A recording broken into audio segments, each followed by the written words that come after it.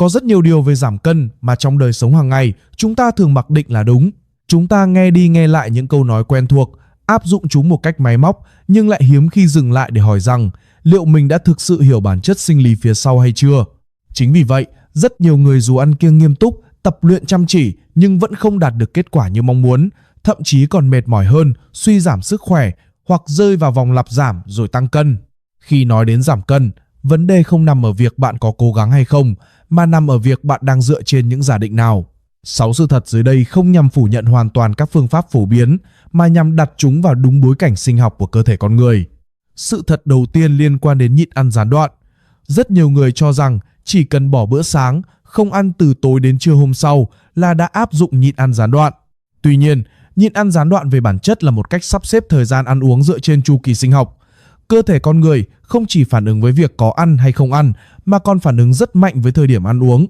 Nếu xét theo nhịp sinh học tự nhiên, nhịn ăn gián đoạn có xu hướng hiệu quả hơn khi nhịn ăn trong thời gian hoạt động và ăn lại trong giai đoạn nghỉ ngơi. Thức ăn hoặc sự thiếu thức ăn đóng vai trò như một tín hiệu sinh học để điều chỉnh hệ thần kinh và chuyển hóa.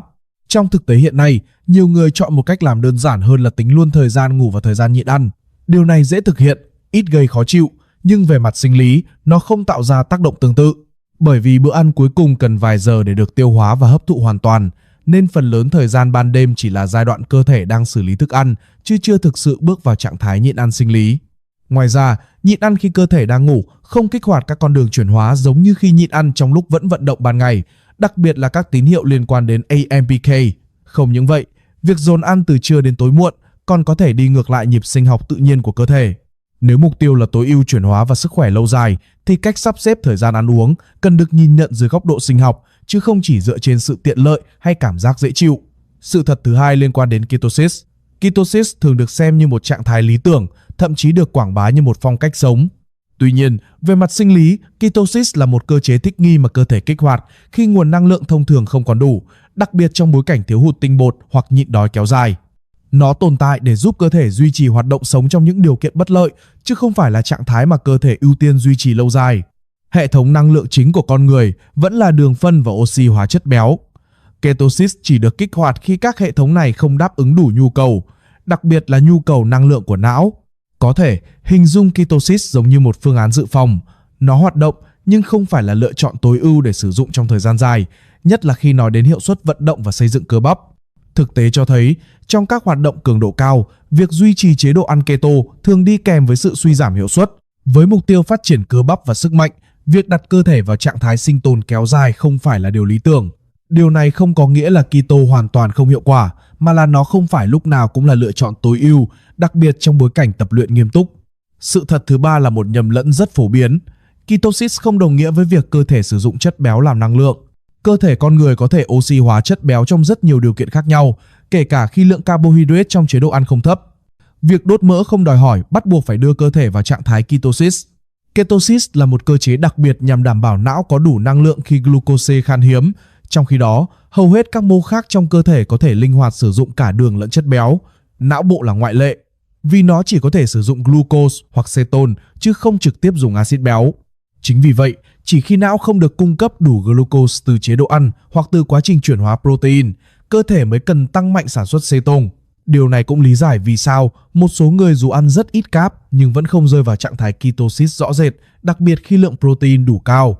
Ketosis, một lần nữa, vẫn là cơ chế dự phòng chứ không phải trạng thái chuyển hóa mặc định. Sự thật thứ tư liên quan đến cortisol và các chế độ ăn hạn chế tinh bột. Trong nhiều trường hợp, low carb hoặc keto có xu hướng làm tăng cortisol, nhất là khi đi kèm với thâm hụt năng lượng và tập luyện cường độ cao. Cortisol có vai trò huy động năng lượng dự trữ và duy trì đường huyết, nên khi lượng carbohydrate thấp, cơ thể thường phải dựa nhiều hơn vào hormone này để đảm bảo cung cấp glucose cho các cơ quan quan trọng. Vấn đề không nằm ở cortisol tăng tạm thời, mà ở việc cortisol duy trì ở mức cao trong thời gian dài. Trạng thái này có thể ảnh hưởng đến quá trình xây dựng cơ bắp, làm suy giảm chức năng tuyến giáp thông qua giảm chuyển đổi T4 sang T3, đồng thời tác động tiêu cực đến hormone sinh dục và khả năng phục hồi. Ngoài ra, hiệu suất vận động trong môi trường cường độ cao cũng thường bị ảnh hưởng. Dĩ nhiên, phản ứng cortisol còn phụ thuộc vào nhiều yếu tố khác như mức độ stress, giấc ngủ và tổng lượng calo.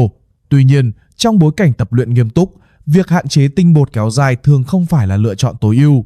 Sự thật thứ 5 là giảm cân không chỉ đơn giản là bài toán calo nạp vào và calo tiêu hao. Thâm hụt calo là điều kiện cần để giảm cân, nhưng nó không phải là toàn bộ câu chuyện. Cách tiếp cận chỉ dựa trên calo dễ dẫn đến việc xem nhẹ chất lượng thực phẩm, từ đó ảnh hưởng đến sức khỏe chuyển hóa, hệ thần kinh, tâm trạng và khả năng phục hồi. Những gì chúng ta ăn không chỉ quyết định cân nặng mà còn tác động đến mỡ máu, huyết áp, đường huyết, tình trạng viêm và sức khỏe đường ruột.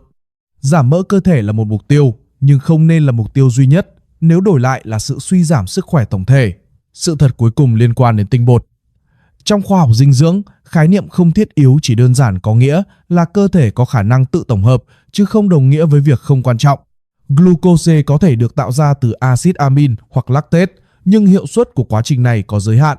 Để đáp ứng đủ nhu cầu năng lượng hàng ngày chỉ bằng cách chuyển hóa protein, lượng protein cần thiết là rất lớn và khó duy trì trong thực tế. Ngoài vai trò cung cấp năng lượng, tinh bột còn tham gia vào nhiều tín hiệu sinh lý quan trọng như điều hòa hormone tăng trưởng, mTOR và cortisol. Những tác động này không thể được tái tạo hoàn toàn khi cơ thể phải liên tục chuyển hóa protein thành glucose. Vì vậy, dù không được xếp vào nhóm thiết yếu theo định nghĩa hẹp, tinh bột vẫn đóng vai trò quan trọng trong chế độ ăn của đa số người, đặc biệt là những ai tập luyện và hoạt động với cường độ cao. Trước khi kết thúc, mình muốn bạn thử nghĩ về một câu chuyện rất quen. Có thể đó là bạn, hoặc là một người bạn của bạn. Một người bắt đầu giảm cân với rất nhiều quyết tâm. Họ cắt bữa sáng vì nghe nói nhịn ăn gián đoạn rất tốt. Họ giảm tinh bột vì ai cũng bảo carb là thủ phạm gây béo.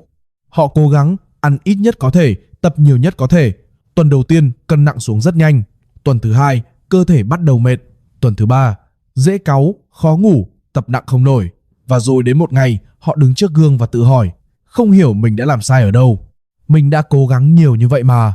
Câu hỏi thật sự không phải là bạn có đủ kỷ luật hay không, mà là bạn đang yêu cầu cơ thể mình làm việc trong trạng thái nào. Là trạng thái tối ưu để sống và phục hồi, hay là trạng thái sinh tồn kéo dài mà bạn đang cố chịu đựng mỗi ngày. Vậy nên, trước khi bạn bắt đầu một chế độ giảm cân mới, mình muốn hỏi bạn một câu rất đơn giản.